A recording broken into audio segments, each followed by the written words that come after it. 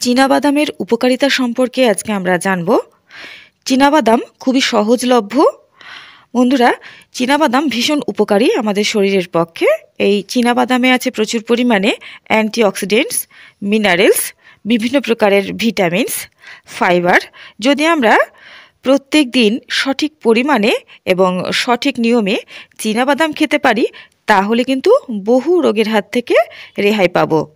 চীনাবাদাম খেলে আমাদের হার্ট ভালো থাকে।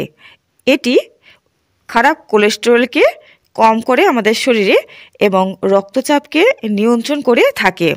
নিয়মিত যদি আমরা চীনাবাদাম খাই, তাহলে আমাদের ত্বকের সৌন্দর্য বজায় থাকবে।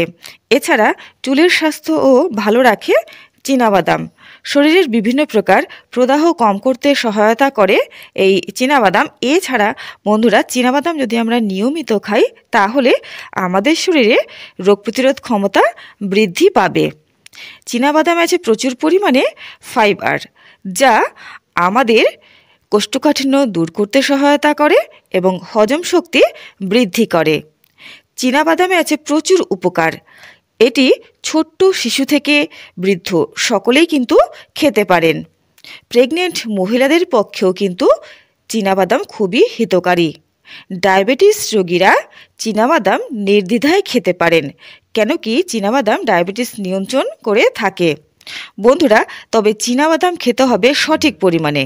প্রত্যেক দিন 28 গ্রাম থেকে 50 গ্রামের মতো চীনাবাদাম খাওয়া যেতে পারে। তবে ভাজা বাদামের থেকে কাঁচা বাদামই খাওয়া বেশি উপকারী। তবে কাঁচা বাদাম খাবেন রাতের বেলা ভিজিয়ে এবং সকালবেলা উঠে খালি পেটে খাবেন, তাহলেই কিন্তু এর সম্পূর্ণ উপকারিতা আপনারা পাবেন। তবে বন্ধুরা, অত্যাধিক পরিমাণে চীনাবাদাম কখনোই খাবেন না।